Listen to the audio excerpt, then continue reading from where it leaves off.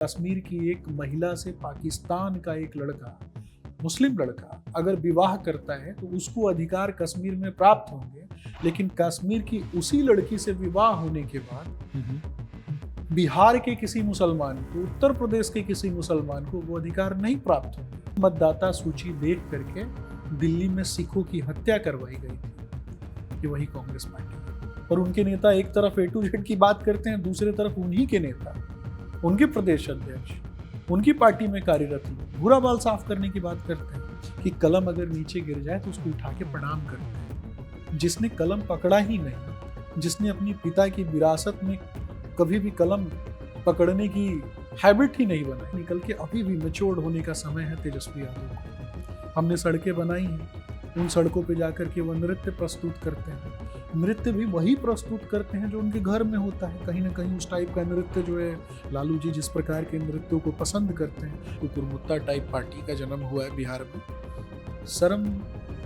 लाज को समाप्त करके अगर वो व्यक्ति ये कहता है कि ये तो मेरा धंधा है, ये तो मेरा काम है। हम अंडा से निकले हुए चूजे के बारे में बात करते हैं, भाई तुम छिलका भी नहीं उस अंडे का, तुम कहाँ से आ गए बेगानी शादी में अब्दुल्ला दीवाना।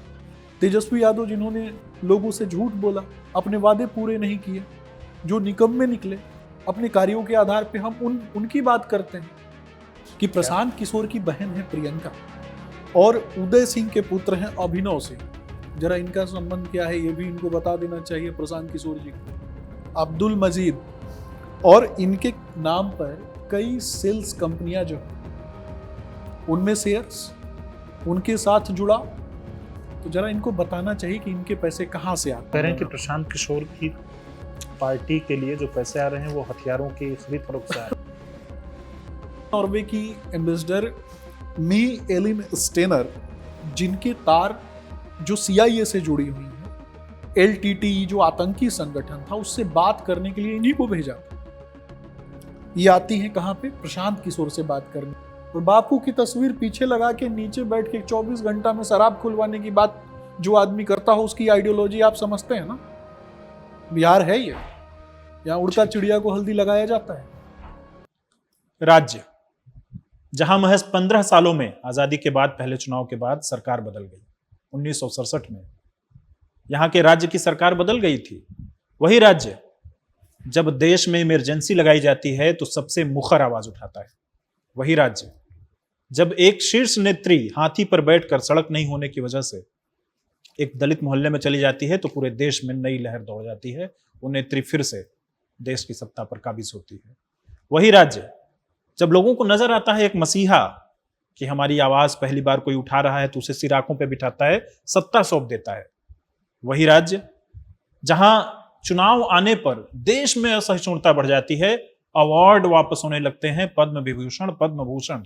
वही राज्य जहां जब चुनाव आते हैं तो लोग अपने बाल और नाखून काट के दिल्ली भेजने लग जाते हैं। वही राज्य फिर से चुनावी समर में है, जाल बिछ गया है। कई नई पार्टियां आ गई हैं, कई नए नए तरीके की यात्राएं दिन ब दिन आप सुन रहे हैं, कई नए नेता आ गए हैं और एकदम उभरता हुआ एक नेता आज हमारे साथ बैठा हुआ है। हम उनका स्वागत करते हैं। भारतीय जनता पार्टी से ताल्लुक रखते हैं सुमित शशांक, बहुत स्वागत है आपका। धन्यवाद। मेरे जहन में कौंध रही है बात, सुमित, कहां से शुरू होती है जर्नी? अगर मैं पूछूं कि आप पैदा कहां हुए, किस परिवार में हुए? देखिए, पूर्वी चंपारण, मोतिहारी, एक सामान्य से परिवार में मेरा जन्म हुआ। और सबसे पहले मैं प्रारंभ करूंगा, श्रद्धेय रामधारी सिंह दिनकर की कविता है कि नहीं फूलते कुसुम मात्र राजाओं के उपवन में, अमित बार खिलते हुए पुरसे दूर कुंज कानन में, समझे कौन रहस्य प्रकृति का बड़ा अनोखा हाल, गुदड़ी में रखती चुन चुन के बड़े कीमती लाल। तो कहीं ना कहीं इस कविता को चरितार्थ करना, मुझे लगता था कि मुझे भी चरितार्थ करना है इस कविता को। मैं भी सेवक हो सकता हूँ, मैं भी लोगों की सेवा कर सकता हूँ, मुझे भी अपने कर्तव्यों के प्रति कहीं ना कहीं खड़ा दिखाई देना चाहिए। तो जब आपने होश संभाले तब ये सारी बातें आपको? निश्चित रूप से हमेशा दो चीजें दिमाग में हमेशा से रहती थी। एक कि जब इस प्रकृति में हमारा जन्म हुआ है और इस धरती पे जन्म हुआ है, तो जो संस्कार हमें प्राप्त हुए उन संस्कारों में हमने हमेशा से प्रकृति को मां माना, क्योंकि एक सच्चे सनातनी परिवार में मेरा जन्म हुआ। माँ कौन कौन पिताजी सी को बातें आपके बचपन में आपके आपके जहन में घर कर दो गई? तीन चीजें हमेशा से जुड़ी रही। एक तो पूजा पाठ वाला परिवार रहा, और लगातार प्रकृति को माँ मानना, और अच्छा। बागवानी आदि जो चीजें हैं वो घर में मैंने हमेशा से देखा है। यहाँ तक कि गौरैया संरक्षण को भी पढ़ाई मैंने क्या देखा। करते थे आप? देखिए, सबसे पहले तो मैंने बीबीए किया। बीबीए? बीबीए करने के बाद एमबीए किया, अच्छा। और कहाँ से एमबीए किया? ललित नारायण मिश्रा मैनेजमेंट कॉलेज जो है वहाँ से अच्छा। मैंने अपनी पढ़ाई पूरी की। हम्म। उसके बाद सिविल सेवा की तैयारी के दौरान मैंने मुझे लगता है कि काफ़ी पढ़ने का मौका मिला। हम्म। देश के विभिन्न राज्यों में जा कर के चीज़ों को सीखना, मुझे लगता है कि सबसे पहले कला और संस्कृति जो है उससे काफ़ी प्रभावित रहा। मध्य प्रदेश मेरे जीवन में काफ़ी टर्निंग पॉइंट रहा। क्या मध्य हुआ था? प्रदेश में मैं गया, और माँ नर्मदा का किनारा, हम्म। और माँ नर्मदा के विषय में कहा जाता है कि गंगा जल में स्नान करने से और माँ नर्मदा के दर्शन प्राप्ति से ही पुण्य प्राप्ति होती है। सिविल सेवा की तैयारी के दौरान और सिविल सेवा की तैयारी के पश्चात कहें तो हम्म। मध्य प्रदेश में एक जगह है जबलपुर, जिसको संस्कारधानी कहा जाता है। उसी संस्कारधानी में मेरी बड़ी बहन रहती थी। वहाँ जा कर के अच्छा। काफ़ी लंबा समय जो है बड़ी बहन के पास बीता। हम्म। इस दौरान सिविल सेवा की तैयारी करने वाले छात्रों को मैंने पढ़ाया भी। अच्छा। देश के प्रतिष्ठित संस्थानों में काम करने का अवसर भी प्राप्त हुआ। लेकिन एक चीज नहीं छूटी, वो थी जब कभी भी मध्य प्रदेश में रहा तो माँ नर्मदा के किनारे बैठ करके वहाँ मंत्रोच्चारण आदि जो है वो करना अच्छा। बिल्कुल एक अलग अनुभूति प्रदान करने वाला था। कुछ सुना पाएंगे? कौन से मंत्र? कुछ भी देखिए, जो आपको याद हो। मुझे लगता है कि मंत्रों अच्छा, का उस तरह का एनवायरनमेंट और निश्चित रूप से एक नियमावली होती है, ओके। और कैमरे के सामने बैठ करके अच्छा। मंत्रों को पढ़ना जो है वो सिर्फ दिखावे के लिए सही नहीं होता। ठीक बात है, बहुत पर सारे मंत्र मैं बहुत से जानता मंत्र हूँ। अभी आजकल के तो लोग बताते हैं, हालांकि ठीक है, उसके बारे में हम फिर कभी बहुत चर्चा से कर सकते मंत्रों के विषय में जैसे आदि गुरु शंकराचार्य पे मैं आता हूँ। हैं। आदि गुरु शंकराचार्य ने नर्मदा जी की परिक्रमा की थी, अमरकंटक से प्रारंभ की। अच्छा।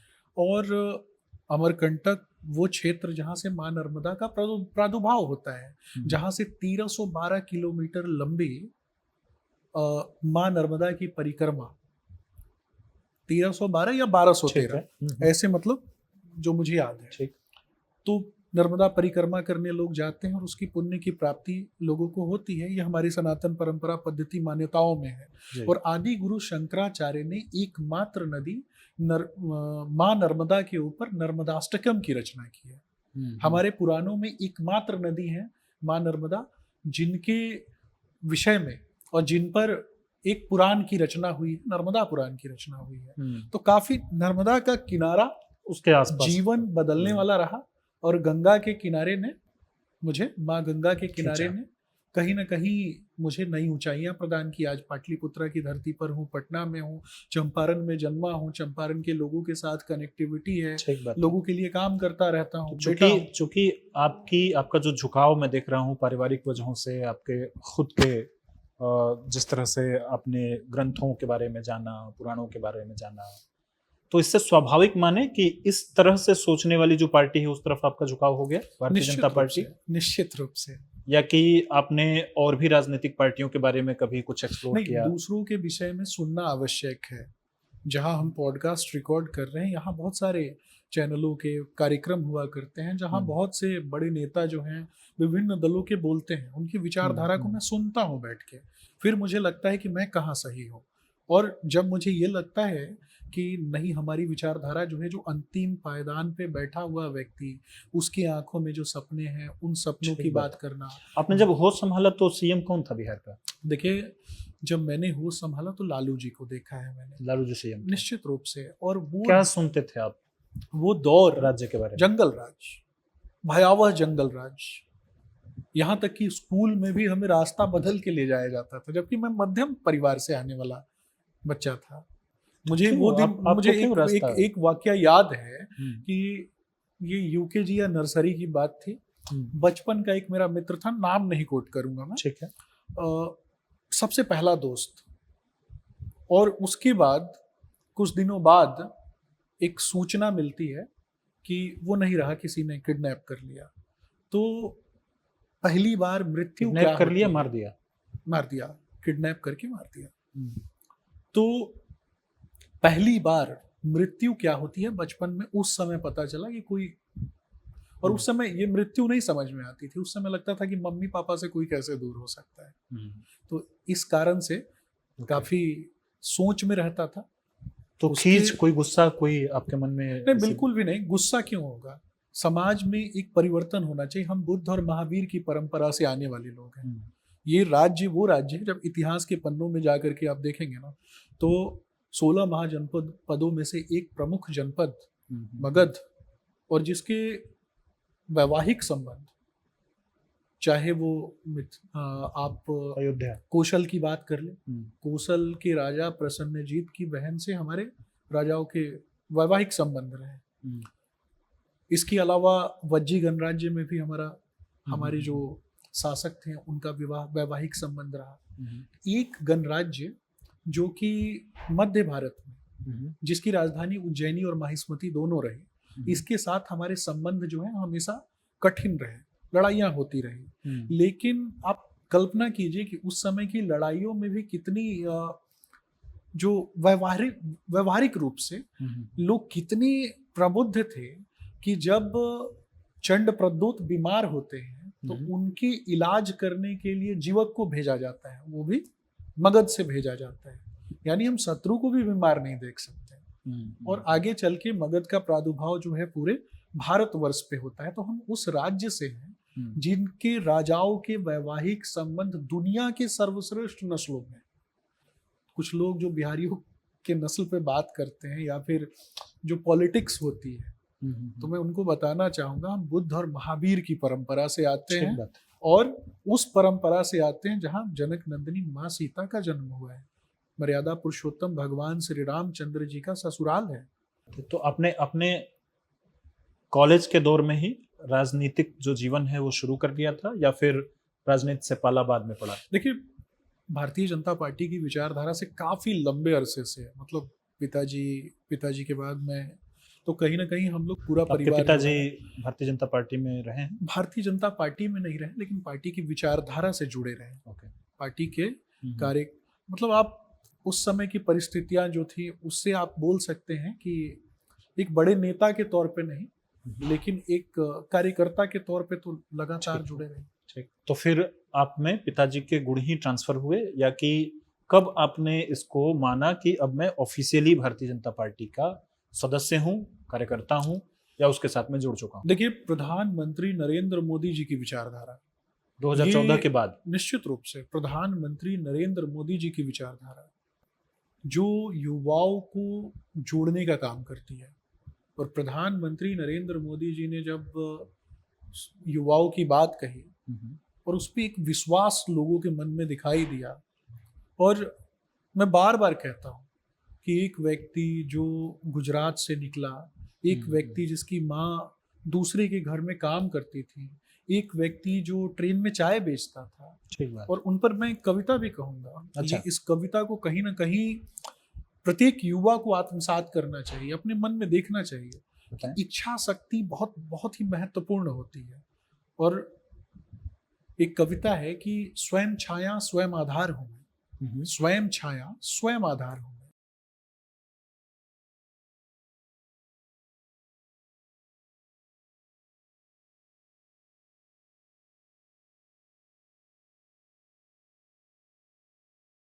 चूंकि बिहार की आप उस दौर की भी चर्चा कर रहे हैं, जब आप माँ जानकी के बारे में भी बात कर रहे हैं, जब आप कई गणराज्यों के बारे में बात कर रहे हैं, मैं जानना ये चाह रहा हूँ आपसे कि भारतीय जनता पार्टी के कौन से मूल विचार आप तक आए? क्या दीनदयाल उपाध्याय से संबंधित विचार आप तक पहुंचे, या कि गोलवलकर से संबंधित विचार पहुंचे? निश्चित रूप से विचारों का तो कहीं ना कहीं सीखने का अवसर प्राप्त हुआ, और जिनके भी आप नाम ले रहे हैं सबके विचारों को कहीं ना कहीं पढ़ने का अवसर प्राप्त हुआ। और खास करके मैं थोड़ा पीछे जाके बताना चाहूँगा, हम थोड़ा आगे आ गए, मैं थोड़ा पीछे जाके बताना चाहूँगा कि बात जब सनातन की होती है ना, तो ऋग वैदिक काल की भी बात होती है। बात जब सनातन की होती है तो उत्तर वैदिक काल की भी बात होती है। बात जब सनातन की होती है तो 16 महाजनपद काल की भी बात होती है। और उसके बाद गुलाम खिलजी, तुगलक, सैयद, लोदी, मुगल, अफगान और ब्रिटिश ईस्ट इंडिया कंपनी के आक्रमण की भी बात होती है। और उसके बाद आप देख ही रहे हैं कि देश की आज़ादी, और देश की आज़ादी के बाद एक विचारधारा जहां हम कहते हैं कि दो विधान, दो निशान, दो प्रधान नहीं चलेंगे। अब तो आप समझ रहे हैं ना मैं कहाँ बता रहा हूँ। जी। आपने जिनके भी नाम लिए वो प्रेरणा पुंज बन के हमारे जीवन में एक ज्योति जगाने का, ज्योति प्रकाश जगाने का जिन लोगों ने काम किया। दो विधान, दो निशान, दो प्रधान, आरपीसी और आईपीसी दोनों कैसे चल सकता था एक देश में? पहले भारत माँ के टुकड़े, और भारत माँ के टुकड़े करने के बाद एक ही देश में दो निशान, दो विधान, दो प्रधान। हमने कहा कि दो निशान, दो विधान, दो प्रधान एक देश में नहीं चलेगा। आईपीसी अगर चलेगी तो आईपीसी ही चलेगी, आरपीसी नहीं चलेगा। कश्मीर की एक महिला से पाकिस्तान का एक लड़का, मुस्लिम लड़का अगर विवाह करता है तो उसको अधिकार कश्मीर में प्राप्त होंगे, लेकिन कश्मीर की उसी लड़की से विवाह होने के बाद बिहार के किसी मुसलमान को, उत्तर प्रदेश के किसी मुसलमान को वो अधिकार नहीं प्राप्त होंगे। तो फिर ये दो निशान, दो विधान, दो प्रधान कैसे? हमने खत्म किया। ये कहते थे आग लग जाएगा, हमने 35A भी हटाया, 370 भी हटाया। दिखा दे आग लगा के। सनातन का भगवा ध्वज और भारत का तिरंगा ऐसे लोगों की छाती में गाड़ने का काम हम करेंगे। कश्मीर, जवाहरलाल नेहरू आ रहे हैं, बात करेंगे उस पर। श्यामा प्रसाद मुखर्जी और मैं दीनदयाल उपाध्याय की बात कर रहा था, वीर सावरकर की मैं बात आपसे सुनना चाह रहा था।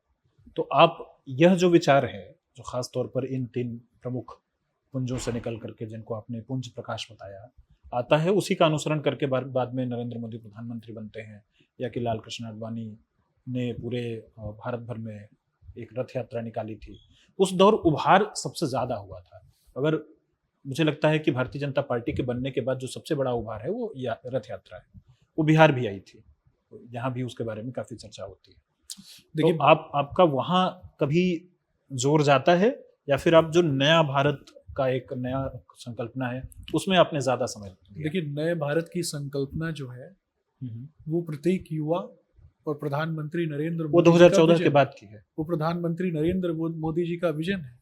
लेकिन आपने एक महापुरुष को इसमें छोड़ दिया जी, श्रद्धेय अटल बिहारी वाजपेयी जी जी, जिन्होंने कहा कि हिंदू तन मन, हिंदू जीवन, रग रग हिंदू मेरा परिचय। इसके अलावा उन्होंने ये भी कहा कि उद्यानों में, वीरानों में, अपमानों में, सम्मानों में, उन्नत मस्तक उभरा सीना, पीड़ाओं में पलना होगा, कदम मिलाकर चलना होगा।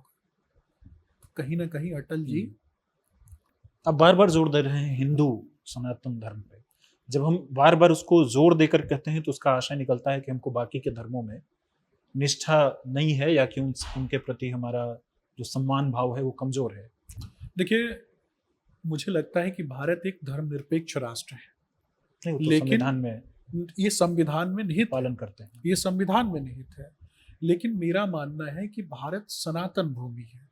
सनातन भूमि कहने का अर्थ ये नहीं है कि किसी अन्य व्यक्ति के धर्म को आघात करो, लेकिन सनातन भूमि इस धरती पे जन्मा हुआ कोई भी पंथ, मजहब, संप्रदाय, वो मुझे लगता है कि सनातन के अंतर्गत ही आता है। ये काफी डिबेटेबल विषय है, और ठीक है, इस पर जब हम लंबी चर्चा करेंगे तो आपको पता चलेगा कि किस तरीके से, मैंने पहले ही कहा कि इस देश पर आक्रमण हुए हैं, क्या और वो आक्रमण सांस्कृतिक आक्रमण हुए थे।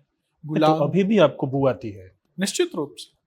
क्या है आज 2025 के बिहार में सनातन किस रूप में खतरे में है? नहीं, निश्चित रूप से आप देख लीजिए कि एक जहरीली मानसिकता कांग्रेस की, फूट डालो, राज करो, नफरत फैलाओ की नीति। और कांग्रेस ने तो मंदिर बनवाने का प्रस्ताव रखा था, कांग्रेस ने देश में रामायण बनवाया। रामायण रामानंद सागर को राजीव गांधी ने कहा कि आप बनाइए, देश को दिखाइए। मैं वही बताता हूँ आपको, रामचरितमानस की चौपाइयाँ, उससे एक चौपाई से शुरू करूंगा कि सकल पदार्थ है जग माही, कर्महीन नर पावत नहीं। तो कुछ लोग कर्महीनता में विश्वास रखते थे। मैंने पहले ही कहा ना कि कांग्रेस की नीति है फूट डालो, राज करो और नफरत फैलाओ, और आगे चल के उसमें जुड़ जाती है नरसंहार करो। मुझे लगता है कि मुद्दे से भटकाने के लिए सदैव कांग्रेस में इस प्रकार के कुछ एक दो उदाहरण शशांक मैं आपसे सुनना चाहूंगा। सबसे पहले तो राम मंदिर के संदर्भ में अगर बात होती है तो राम मंदिर आंदोलन को कहीं ना कहीं रोकने का प्रयास कांग्रेस पार्टी, निश्चित रूप से कांग्रेस का मुलायम सिंह यादव की सरकार थी, कल्याण कांग्रेस सिंह की सरकार थी। कांग्रेस बैकग्राउंड में कहीं ना कहीं खड़ी थी। ओके, इस बात को समझना है, कांग्रेस कहीं ना कहीं बैकग्राउंड में खड़ी थी। देश में विभाजनकारी शक्तियों का कोई एजेंट रहा, वो कांग्रेस पार्टी रही। मैं प्रारंभ इसलिए तो मैं करूंगा, आपसे कुछ उदाहरण पूछ रहा हूँ। मैं वही प्रारंभ करूंगा कि आप सबसे पहले मैं नेहरू जी पे आता हूँ। नेहरू जी के दादाजी का क्या नाम था? गंगाधर जी। और गंगाधर जी 1857 की क्रांति में जिनके विषय में जानकारी मिलती है कि वो दिल्ली के कोतवाल थे, लेकिन जब आप दिल्ली पुलिस के आर्काइव्स को चेक करेंगे तो गंगाधर नेहरू नाम का कोई भी व्यक्ति वहां नहीं था। हाँ, लोहारू जाति के कुछ मुसलमान वहां पे कोतवाल हुआ करते थे जो कश्मीर भाग जाते हैं, जिनको अंग्रेजों के द्वारा चुन चुन के मारा जाता है। तो सबसे पहले तो झूठ बोलने के लिए, समाज को दिग्भ्रमित करने के लिए, ये सारी चीजें जो हैं मुझे लगता है कि चिंतन का विषय है। आगे चल के इमरजेंसी जैसा दुष्कर्म करने का काम किसने किया? और इमरजेंसी में जो पकड़ पकड़ के नसबंदियां हुई थी, किसकी हुई थी, क्यों हुई थी? गरीब परिवारों के लोग जो ट्रेनों में सफर करते थे, जो बसों में सफर करते थे। और इसमें सबसे ज्यादा कौन सा वर्ग जो है वो प्रताड़ित नसबंदी क्यों हुआ? ये तो कांग्रेस की मानसिकता ही बताएगी ना, लेकिन स्पष्ट रूप से जानना है कि बिना किसी नीति के, बिना किसी नियत के और बिना किसी नैतिकता के, मैं आपको छोटा सा एक और उदाहरण दूंगा कि कांग्रेस पार्टी के एक बड़े नेता, मैं नाम भूल रहा हूँ, उनकी पुस्तक में आप पढ़ेंगे ना तो उनकी पुस्तक में स्पष्ट रूप से बताया गया है कि किस तरीके से बापू की हत्या के बाद महाराष्ट्र के चित्पावन ब्राह्मणों को, आज ये SIR पे नाटक कर रहे हैं, लेकिन वही मतदाता सूची देख करके महाराष्ट्र के 8000 चित्पावन ब्राह्मणों की हत्या करवाई गई थी। वही मतदाता सूची देख करके दिल्ली में सिखों की हत्या करवाई गई थी। ये वही कांग्रेस पार्टी है। मतदाता सूची देख करके दिल्ली में हत्या कराएगी? निश्चित रूप से सिखों की। ये तो उनके नेता का कहा गया है, उनकी पुस्तक में, मैं नाम कोट कर मतदाता सूची। बिल्कुल। ठीक है, हम आज के बिहार पे एक बार लौटेंगे। अब जब आप यहाँ से अपने बिहार को देखते हैं, जिस स्थिति में आज बिहार खड़ा हुआ है, यहाँ से जो भविष्य का बिहार है, आप भविष्य हैं बिहार के, तो आप अपने लिए और बिहार के लिए क्या चाहते हैं? देखिए, दो चीजें हैं। सबसे पहले तो फिर मैं थोड़ा पीछे जाके बताना चाहूंगा कि हमने वो जंगल राज देखा है जिसमें हत्या, अपहरण, लूट, डकैती, फिरौती, और थोड़ा मैं एग्रेसिवली बोलूंगा क्योंकि तकलीफ है उस समय के शासक से, क्योंकि वो शासक थे, वो अपने आप को राजा समझते थे। किस मामले में? कई बार क्या जो लोग भूरा बाल साफ करने की बात करते हो, आज वो A to Z की बात करते हैं, और उनके नेता एक तरफ A to Z की बात करते हैं, दूसरे तरफ उन्हीं के नेता, उनके प्रदेश अध्यक्ष, उनकी पार्टी में कार्यरत लोग भूरा बाल साफ करने की बात करते हैं। यानी समाज की एक वर्ग को गाली देना। सवर्णों का नरसंहार लालू जी के काल में हुआ। OBC वर्ग का अपहरण सबसे ज्यादा, हत्या, फिरौती लालू जी के काल में हुआ। SC ST पर सबसे ज्यादा FIR लालू जी के काल में हुआ। मुसलमानों में जो दबंग प्रवृत्ति के थे, शहाबुद्दीन हो या फिर तस्मुद्दीन जैसे लोग हों, वैसे ही अपराधियों और गुंडों को चुन चुन के टिकट देने का काम पैचेस ऑफ वोट्स की दलाली करने के लिए लालू प्रसाद यादव ने दिया। एक दलित महिला का बलात्कार होता है और लालू प्रसाद यादव अपने घर पे ये कहते हैं कि अपराधियों को कि छोड़ दिया जाए? मोटरसाइकिल चोरी का पंचायती होता था, कार चोरी का पंचायती होता था। ये मुख्यमंत्री के दरवाजे पे जब ऑर्गेनाइज्ड क्राइम होता था और उनके रिश्तेदार कहीं ना कहीं संलिप्त पाए जाते थे, इससे ज्यादा दुर्भाग्यपूर्ण और कुछ हो सकता है? अपहरण को एक उद्योग बना दिया गया था। हमने उस बिहार को देखा है, सड़कें सूनी हो जाती थी, महिलाएं घर से बाहर नहीं निकलती। शशांक, कभी तो एक पीढ़ी हमारी आपकी और आपने एक चीज और पूछा, वो बड़ी हो गई है जब लालू काल नहीं था, तो उसको आप लालू काल के बारे में बताएं। चलिए, वो तो बिल्कुल। और आपने ये पूछा कि आपका प्रश्न जो था, नहीं, प्रश्न है कि आज से आगे के लिए आप बिहार के लिए क्या चाहते हैं, अपने लिए क्या चाहते हैं? इंडस्ट्रियल रेवोल्यूशन, सांसारिक, व्यवहारिक, नैसर्गिक ज्ञान, ठीक है, और राज्य के लोगों को शिक्षा का अधिकार, क्योंकि कलम वो ताकत है जो किसी भी व्यक्ति का भविष्य बदल सकती है। मेरा स्पष्ट रूप से बड़ा सिमिलर हो गया। अभी तेजस्वी यादव भी कलम फेंक रहे थे, कलम बांट नहीं रहे थे। सबसे ज्यादा ऊपर है, नीचे लोग हैं, तो देना ही है। बिल्कुल भी नहीं, कलम फेंक करके बैठ। मैं वही बता रहा हूँ ना, कलम की अपनी एक गरिमा होती है, कलम प्रदान करने की बात होती है, कलम फेंकने की चीज नहीं होती है। आप देखे होंगे बचपन में भी हमारे गुरुजनों ने हमें दिखाया है, सिखाया है। और फिर मैं सनातन पे लौटूंगा कि गुरुजन कहते थे कि गुरु गोविंद दोनों खड़े काको लागे पाए, बलिहारी गुरु आपने गोविंदियो बताए। तो जब गोविंद को भी गुरु बताते हैं तो गुरु वही बताते थे कि कलम अगर नीचे गिर जाए तो उसको उठा के प्रणाम करते हैं, क्योंकि वो माँ सरस्वती होती है। जिसने कलम पकड़ा ही नहीं, जिसने अपनी पिता की विरासत में कभी भी कलम पकड़ने की हैबिट ही नहीं बनाई। लालू जी तो बोल भी रहे थे कि मेरा बेटा क्रिकेट खेलता था और मेरा बेटा तरुण तौलिया लेके, पानी लेके, और पता नहीं दौड़ा जा रहा था। ये भाग दौड़ जो है ना, इससे बाहर निकल के अभी भी मैच्योर्ड होने का समय है तेजस्वी यादव को। हमने सड़कें बनाई हैं, उन सड़कों पे जाकर के वो नृत्य प्रस्तुत करते हैं। नृत्य भी वही प्रस्तुत करते हैं जो उनके घर में होता है। कहीं ना कहीं उस टाइप का नृत्य जो है, लालू जी जिस प्रकार के नृत्यों को पसंद करते हैं, वैसे ही नृत्य से कहीं ना कहीं वो प्रभावित हुए होंगे। बाकी आप समझते हैं। नहीं, मुझे लगता है कि ठीक है, वो उनका निजी मामला है, हमें उस पर नहीं जाना चाहिए। मैं निजी मामले में मैं भी नहीं जाता, लेकिन मैं ये पूछता हूँ, भाई बहन सम्मान की बात करते हैं, ये कहते हैं कि हम कॉपी कर लेते हैं। मैं बताना चाहूंगा कि मध्य प्रदेश में लाडली लक्ष्मी योजना, लाडली बहन योजना, लखपति बहन योजना हम लेकर के आए।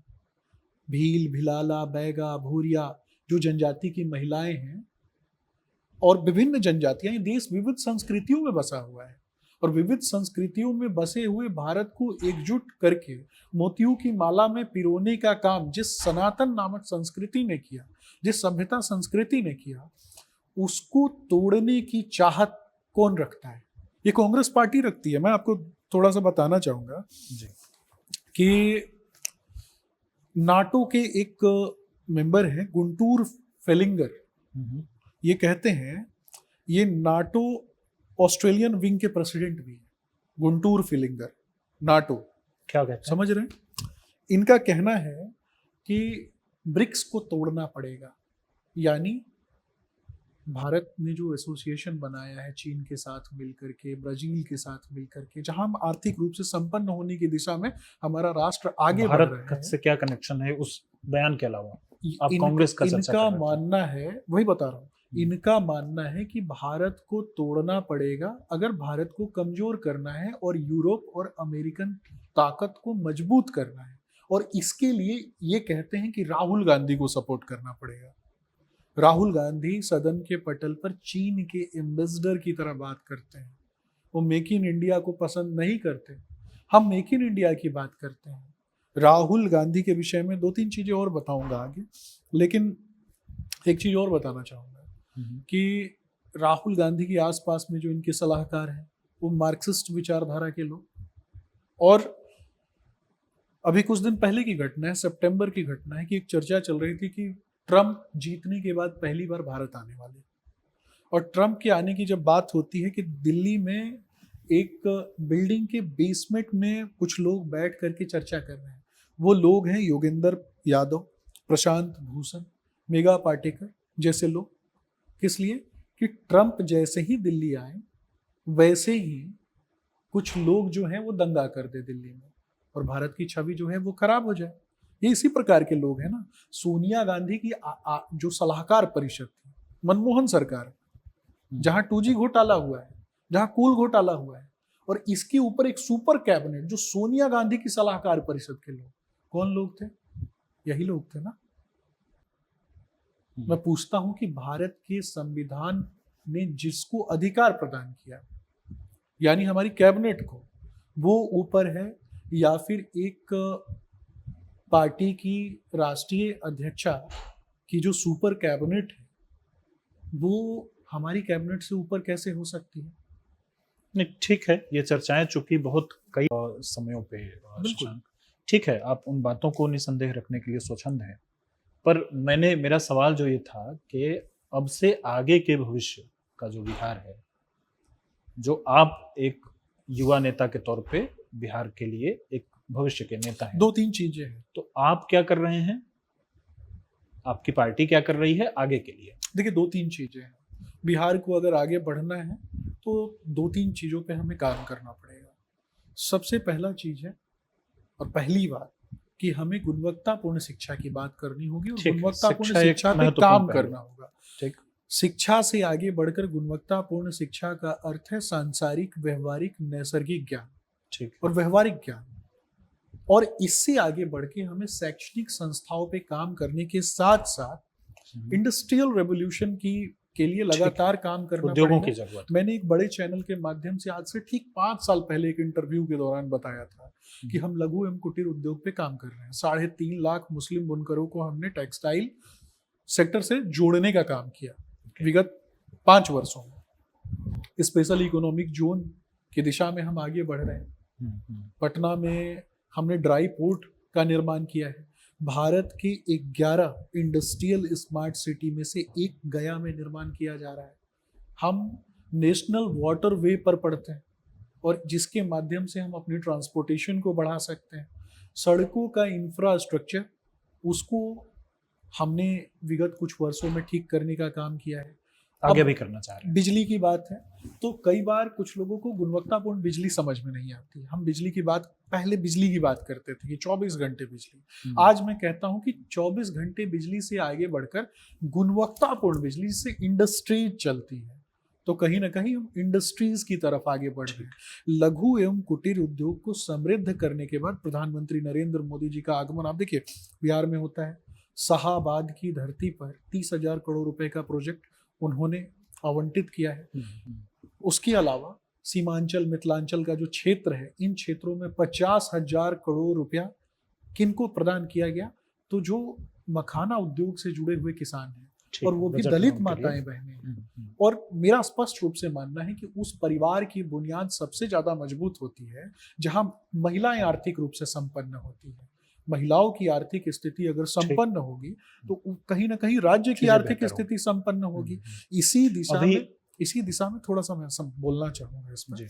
इसी दिशा में महिला उद्यमी योजना लेकर के हम आए। आप पटना में देखें या फिर विभिन्न क्षेत्रों में जहां भी सरस मेला लगाया जाता है, वहां महिलाओं को ही स्टॉल प्रदान किया जाता है। महिलाएं अपनी उद्यमशीलता के माध्यम से जो जिन चीजों में भी कार्यरत हैं, लघु एवं कुटीर उद्योगों से जुड़ी हुई जो चीजें हैं, उनको प्रोत्साहन के रूप में वहां बेचने का मौका प्राप्त होता है और हम ससम्मान खरीदते हैं जा करके। इसके अलावा कला संस्कृति, जो किसी भी राज्य की जब उन्नति होती है तो वहाँ कला संस्कृति जो है वो समृद्ध होती है। मिथिला पेंटिंग जो है वो कहीं ना कहीं और ज़्यादा पुनर्जीवित हुई है, जो कहीं ना कहीं समाप्त हो चुकी थी। पटना कलम चित्रकला शैली, जिसके बारे में अगर बात हो तो थोड़ा सा मैं उस पर भी बताना चाहूँगा कि एक बहुत ही पुरानी आर्ट एंड मुगल काल की शैली है जिसमें ग्रामीण चित्रकला को प्रदर्शित किया जाता था, जिसमें बेस में भादों की धूप में सुखाया गया चमड़ा और उस चमड़े के ऊपर उसकी जो कूंचियां होती थी ना, वो गौरैया के बाल से या फिर एक बाल से तैयार होती थी और उसमें पीली हल्दी गाय को खिला करके, उसके बाद टेसू के फूल जो हैं उसके रंग। तो कहीं ना कहीं हमारा ग्रामीण चित्रकला शैली जो समाप्त हो गई थी उसको भी आज संवर्धित करने के लिए हम काम कर रहे हैं। तो अगर राज्य अपनी संस्कृति और तो आप सभ्यता पर इन गर्व रस्तों से करिए। अपने राज्य को आगे बढ़ाना चाहते हैं, बात समझ में आती है। आप ये बताएं कि अभी आप क्या करते हैं? जैसे मैं जानता हूं कि आप भारतीय जनता पार्टी के प्रवक्ता हैं। जी। पार्टी की तरफ से उनकी बातों को मीडिया हाउसेस के थ्रू पहुंचाना, ये तो मुझे समझ में आता है। बाकी समय में शशांक करते क्या है? बाकी समय मिलता कहाँ है? अच्छा। सुबह से लेके शाम तक 24 घंटे कहीं ना कहीं किसी ना किसी सेमिनार में, किसी कॉन्क्लेव में बातों को रखने का अवसर आप प्रदान करते हैं। राज्य के लोग सुनना चाहते हैं, युवा पीढ़ी से तो जुड़ा हुआ अधिकांश समय इन एक चीजों में- पेशे से एक शिक्षक भी हूँ, तो जब कभी भी मौका मिलता है तो विभिन्न शिक्षण संस्थानों में जाकर युवाओं का मार्गदर्शन करने का अवसर प्राप्त होता नहीं, है, बेहतर तो है। निश्चित रूप से अच्छी जाके बात। मार्गदर्शन करने की कोशिश करता हूँ। सिविल से आपने चर्चा की उस जगह की जहां से आप आते हैं। बिल्कुल। आपने बताया कि आपके पिताजी भी किसी न किसी रूप में भारतीय जनता पार्टी से जुड़े हुए निश्चित थे। रूप से अभी आपकी जो जन्मस्थली है, जहाँ पे आपने इनिशियल पढ़ाई लिखाई की, वहाँ क्या स्थिति है? देखिए, वर्तमान में कहें तो परिवर्तन तो हुआ है, लेकिन राज्य के अन्य क्षेत्रों को जब देखता हूँ और अपने क्षेत्र को देखता हूँ और पटना से कनेक्टिविटी देखता हूँ, तो मात्र 3.5 घंटे, लगभग 3 घंटे की कनेक्टिविटी मोतिहारी से पटना की है। और 3 घंटे की कनेक्टिविटी में जितना डेवलपमेंट होना चाहिए था, उसमें कहीं ना कहीं अमूल चूल चीजें जो हैं और अच्छी हो सकती है, ये मुझे लगता है। मेरा किसी पे आरोप नहीं है। आपके स्तर पे अगर खुद करने की बात आए तो क्या आप करेंगे? निश्चित रूप से शैक्षणिक जो संस्थाएं हैं, क्योंकि उनको जैसे जैसे जनसंख्या बढ़ती है वैसे वैसे शैक्षणिक संस्थाओं पे प्रेशर भी बढ़ता है, तो मुझे लगता है कि शैक्षणिक संस्थाओं में और भी गुणवत्तापूर्ण तरीके से शिक्षण व्यवस्था जो है वो होनी चाहिए, खास करके। अपनी भूमिका आप क्या देखते हैं? आप मैं जनप्रतिनिधि युवा हूँ, मेरा सोचने का तरीका अलग है। जब आप सिविल सेवा की तैयारी किए हुए होते हैं और सिविल सेवा के छात्रों को आपने पढ़ाया होता है, तो ओवरऑल चीज़ों में कहीं ना कहीं आपका देखने, सोचने, समझने का नज़रिया जो है वो अलग होता है। तो कई बार किसी अन्य व्यक्ति की अपेक्षा चीज़ों को जल्दी समझना और ठीक। चीज़ों को जल्दी इम्प्लीमेंट कर पाना और लोगों ये आपने तक लर्न किया है, जो सीखा मूल है। सुविधाएं जो हैं उन सुविधाओं को जल्दी पहुंचा पाना, और सामने वाले को, खास करके एक जनप्रतिनिधि होने के नाते भी मैं कहूँगा कि मैं अभी जनप्रतिनिधि नहीं हूँ, लेकिन एक नेता होने के नाते, एक कार्यकर्ता, एक पार्टी का कार्यकर्ता होने के नाते मुझे लगता है कि जब कभी भी आप किसी से मिले तो सामने वाला जो व्यक्ति आपसे बात कर रहा है, जो जन सामान्य परिवार से आने वाला अगर कोई भी व्यक्ति है, तो उसको ये प्रतीत होना चाहिए कि आप उसके परिवार के दूसरे बेटे हो और वो ठीक। आप अपनी बातों को आपके समक्ष रख सकता है। आप उसकी दुख तकलीफ में कहीं ना कहीं उसके साथ खड़े हो। उसके परिवार का कोई व्यक्ति नहीं खड़ा हो, लेकिन आपको खड़ा होना है। तो अभी अवसर मिल रहे हैं, आप अपने क्षेत्र के लोगों के साथ कैसे जुड़े निश्चित रूप होते से हैं? कई बार खड़ा होता हूँ, कई, लेकिन प्रचारित नहीं करता हूँ। अच्छा। चीजों को प्रचारित करना और लोगों के सुख दुख में खड़ा रहना, कोरोना काल में भी खड़ा था। इसके अलावा भी राज्य के विभिन्न क्षेत्रों में युवा हूँ, आपके माध्यम से और विभिन्न चैनलों के माध्यम से अवसर प्राप्त हो जाता है देश भर के कई कोनों में दिखने का, तो युवा जो है वो जुड़ते हैं। ओके। बड़े यूनिवर्सिटी जो है दिल्ली में, वहाँ भी जाता हूँ तो लोगों से तो मिलने शशांक, का। महज 2-3 महीनों में चुनाव होने वाले हैं बिहार में। आपने पूरे बिहार के बारे में बात की, आपने खुद के बारे में बात की, आपने बिल्कुल। अपने क्षेत्र के बारे में बात की। कुछ एक और विशेष पहलू रहते हैं, उस पर हम जरूर चर्चा करेंगे, लेकिन उससे पहले एक मैं जानना चाह रहा हूँ आपसे कि क्या आप टिकट की दावेदारी करेंगे? देखिए, और पार्टी करेंगे तय तो करती कहाँ है। से? पार्टी तय करती है और प्रत्येक व्यक्ति, खास करके मैं गोल गोल नहीं घुमाना चाहूँगा, प्रत्येक कार्यकर्ता जो किसी भी दल में है उसकी इच्छा होती है कि वो चुनाव लड़े, ठीक है। और आपको तैयार होना रहता है। विभिन्न चैनलों के माध्यम से लोगों तक जहाँ भी मेरी बातें जाती हैं, अगर लोग पसंद करते हैं, और बहुत से लोगों के फ़ोन कॉल्स भी आते हैं, लोग चाहते हैं कि मैं चुनाव लड़ूं। कहाँ से? लोग, अब पूरी बात तो हो जाने दीजिए। लोग चाहते हैं कि मैं चुनाव लड़ूं, लेकिन एक दल की अपनी मर्यादाएं होती हैं, एक दल के कार्यकर्ता की भी अपनी मर्यादाएं और सीमाएं होती हैं।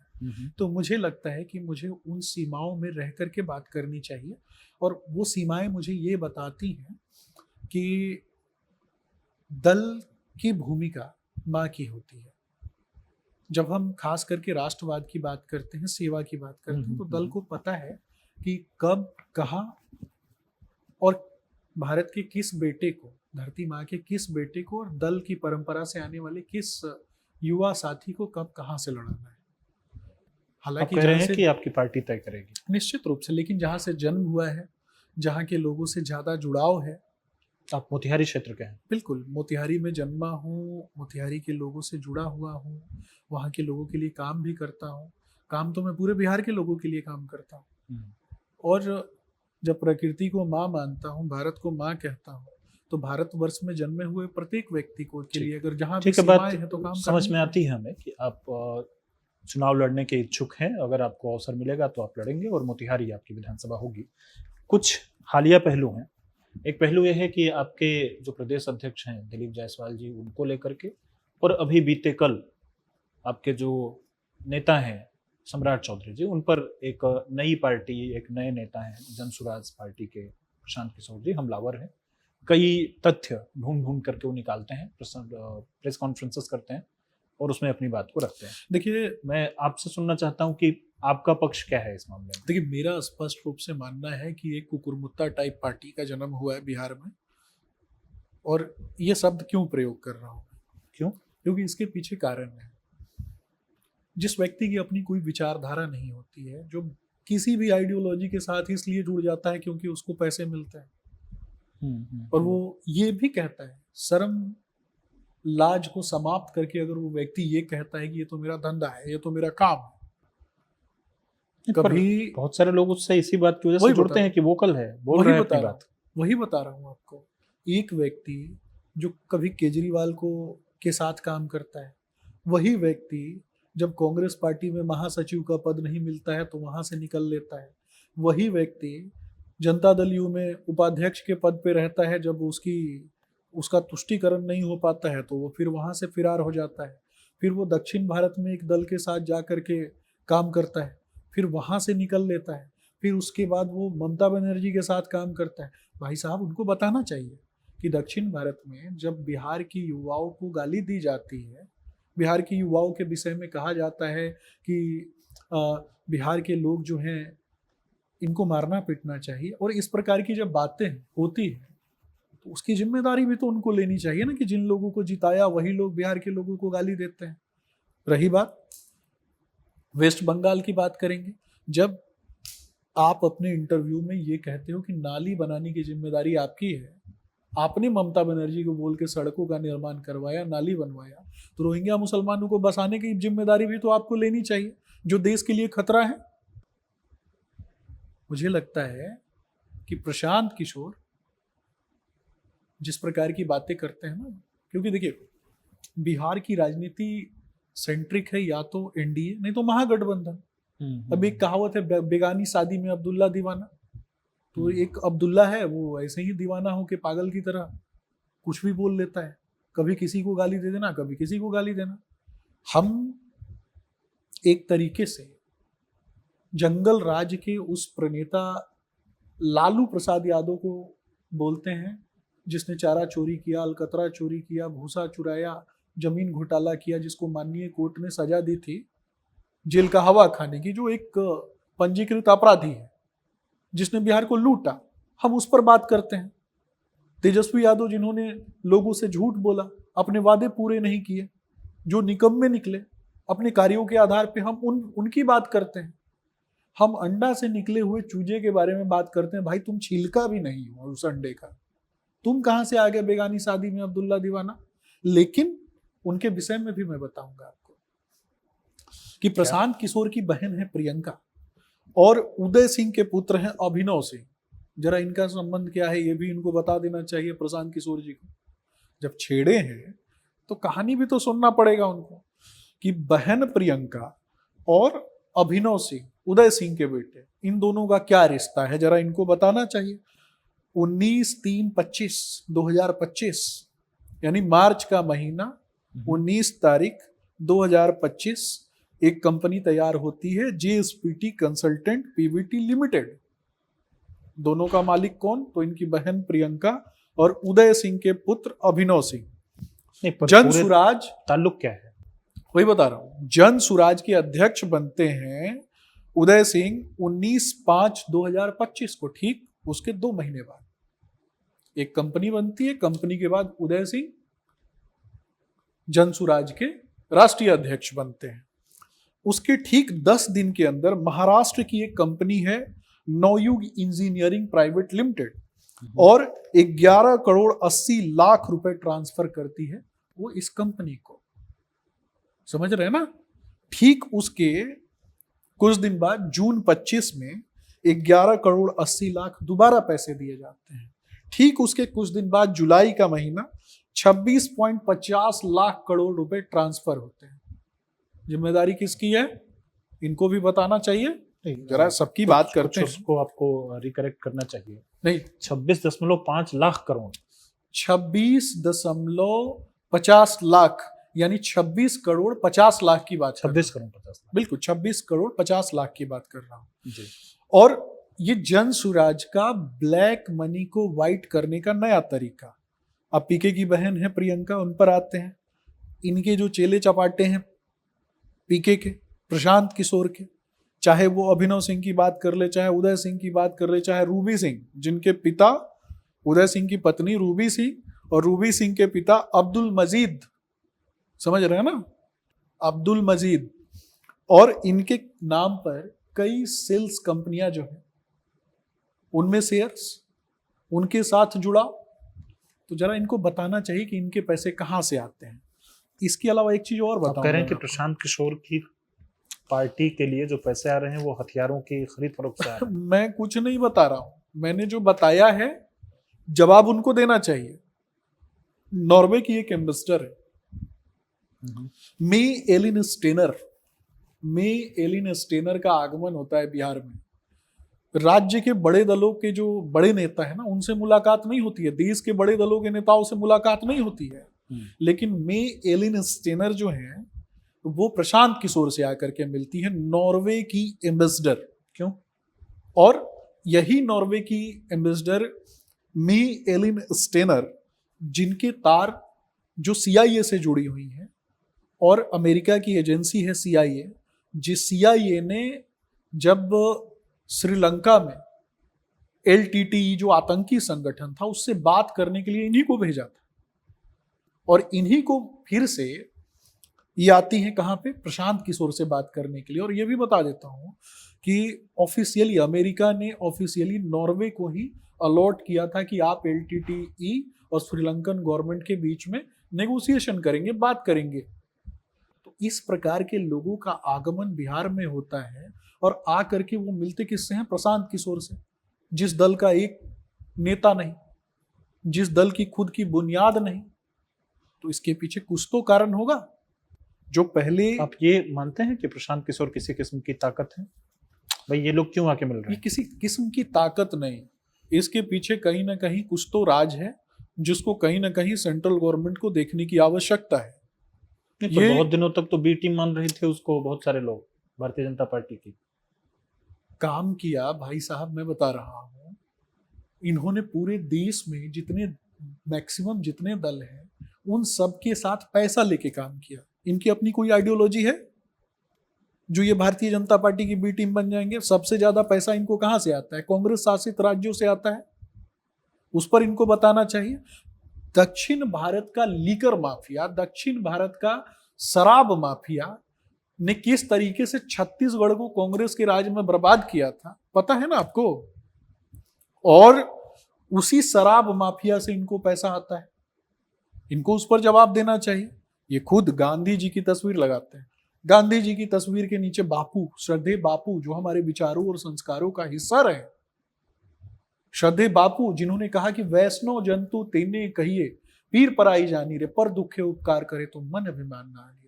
सच्चा वैष्णव वो है जो दूसरे के दुख में खड़ा होता है, और वैष्णव धर्म जहां शराब जो है वो हराम है। और बापू की तस्वीर पीछे लगा के नीचे बैठ के 24 घंटा में शराब खुलवाने की बात जो आदमी करता हो, उसकी आइडियोलॉजी आप समझते हैं ना? कैसी आइडियोलॉजी होगी? बिहार है ये, यहाँ उड़ता चिड़िया को हल्दी लगाया जाता है, और ऐसे लोगों को हल्दी लगाने का काम बिहार की जनता करेगी। बस कुछ नहीं, किसी को छेड़ दो, किसी के विषय में कुछ भी बोल दो, और उसके बाद जरूरत पड़े तो माफी मांग लो या फिर वहां से निकल लो। इसको कहते हैं बेगानी शादी में अब्दुल्ला दीवाना। अभी वो कह रहे हैं कि उनके पास और भी साक्ष्य और भी जानकारियां हैं। सारा सुतली बम लेके घूमते हैं। किसी भी व्यक्ति को हत्यारा बता देना, किसी भी व्यक्ति को माननीय कोर्ट पर, कहीं ना कहीं वो तो माननीय कोर्ट को चैलेंज करते हैं। हम जब कहते हैं कि लालू जी सजा याफ्ता मुजरिम है, तो सजा याफ्ता मुजरिम है। किसी भी व्यक्ति के बारे में कुछ भी बोल देना है, अनाप शनाप बोलना है, और मानहानि का केस हो जाए तो बाद में माफी मांग लेना है। ये तो इस प्रकार की मानसिकता है ना। परसेप्शन फैलाना, चुनाव का अंतिम दौर चल रहा है। प्रशांत किशोर जानते हैं कि आरोप और अफवाह की राजनीति कैसे की जाती है। अफवाह फैलाने वाला व्यक्ति, इसमें कांग्रेस निपुण थी पहले, बाद में ये लोग निपुण हो गए। तो बी टीम कौन है? जिसके पास कांग्रेस शासित राज्यों से पैसा आता है। अभी दक्षिण भारत में एक नेता है तलपति विजय, आजकल बड़ा हम लोग देख रहे होंगे, उनसे भी बात करके आए हैं ये कि बिहार चुनाव के बाद अब आपके लिए काम करेंगे। कभी ममता बनर्जी, कभी उदयनिधि स्टालिन, तो कभी पंजाब में जाकर के जो कांग्रेस की जो मानसिकता है उसके साथ खड़े दिखाई देना, और कुछ दिन बाद क्षणभंगुर व्यक्ति आपने देखा है, आपके साथ काम किया, थोड़े दिन बाद आप ही के साथ लत्तम जुत्ता करके वहां से निकल लिया। ठीक है, एक आखिरी कमेंट, चूंकि जो प्रमुख विषय थे हमने उन पर डिस्कशन किया है, और आपने अपने बारे में, बिहार के बारे में, अपनी पार्टी के बारे में मुखरता से अपनी बात रखी है। तो एक आखिरी कमेंट हम आपसे ये चाहते हैं कि भारतीय जनता पार्टी इन चुनावों में क्या प्रदर्शन करने जा रही है, कितनी सीटें आपको लगती है, और किसकी सरकार बनने जा रही है? देखिए, निश्चित रूप से हम, खास करके मैं भारतीय जनता पार्टी नहीं, एनडीए की बात करूंगा। अच्छा। क्योंकि सिर्फ भारतीय जनता पार्टी की बात करना एक अभी वर्तमान परिदृश्य में बेईमानी होगी। एनडीए 200 पार होने वाला है। हम 200 सीट से ज्यादा सीट लेकर के आने वाले हैं। क्यों लेकर के आने वाले हैं ये भी बताता हूं। आदरणीय मुख्यमंत्री नीतीश कुमार जी ने बेटियों के लिए, बहनों के लिए काम किया है। बिहार के वो नेता, और देश में अगर कोई नेता जिसने बेटियों बहनों के लिए काम किया, तो दो ही लोगों को जाना जाएगा, प्रधानमंत्री नरेंद्र मोदी जी और दूसरे बिहार के मुख्यमंत्री नीतीश कुमार जी। इसके अलावा भारतीय जनता पार्टी की जो अंत्योदय की विचारधारा है, यानी अंतिम पायदान पे बैठा हुआ व्यक्ति, उसकी आंखों के सपने, सांस्कृतिक राष्ट्रवाद से आगे बढ़कर गुणवत्तापूर्ण शिक्षा, समाज के अंतिम पायदान पे बैठे हुए व्यक्ति की जो सोच है और जो उसके विचार है, जो कहीं ना कहीं उसको और ज्यादा उन्नत बनाने की दिशा में कार्य करना, सबको रोजी रोजगार प्रदान करना, और उससे कहीं आगे बढ़कर हम अपने देश को विश्व गुरु बनाने की दिशा में कैसे आगे लेकर के चले। यानी आंख से आंख मिला के बात करना, आंख झुका के नहीं बात करना। निराला की कविता है, छुप छुप के अश्रु बहाने वालों, मोती व्यर्थ बहाने वालों, कुछ सपनों के मर जाने से जीवन नहीं मरा करता है। तो कहीं ना कहीं जिन सपनों को मारने का काम कांग्रेस पार्टी ने किया था अपने कार्यकाल में, गरीबी हटाओ, गरीबी हटाओ, गरीबी हटाओ, हर साल गरीबी हटाओ, लेकिन गरीबी हटाने के बजाय उन्होंने गरीब हटाओ शुरू किया था। पूरी दुनिया का सबसे डम और घटिया दवा जो है एक्सपेरिमेंट के लिए कांग्रेस के काल में भारत में आता था। क्या हम प्रयोगशाला हैं? मैं पूछना चाहता हूं, क्या हमारे भारत के लोगों का जो शरीर है वो प्रयोगशाला है? दुनिया का सबसे वर्स्ट मटेरियल गेहूं भारत में डंप किया जाता था कांग्रेस के काल में, और वही अमेरिका के दूतावास में भारतीय नोटों के साथ क्या व्यवहार किया जाता था मैं आगे नहीं बोलूंगा। देखिए, हम उन परंपराओं में जन्मे हैं, उस सभ्यता संस्कृति में जन्मे हैं जहां प्रभु श्री रामचंद्र जी की बात होती है, सदैव बात होती है। और हम बार बार ये कहते हैं, हमारा जो संविधान है ना, श्रद्धेय बाबा साहब भीमराव अंबेडकर ने जब हमारे संविधान के प्रारूप को तैयार किया तो उन्होंने संविधान के पन्नों पर भाव चित्रात्मक लिपि में मर्यादा पुरुषोत्तम भगवान श्री रामचंद्र जी को अनुकृत भी किया।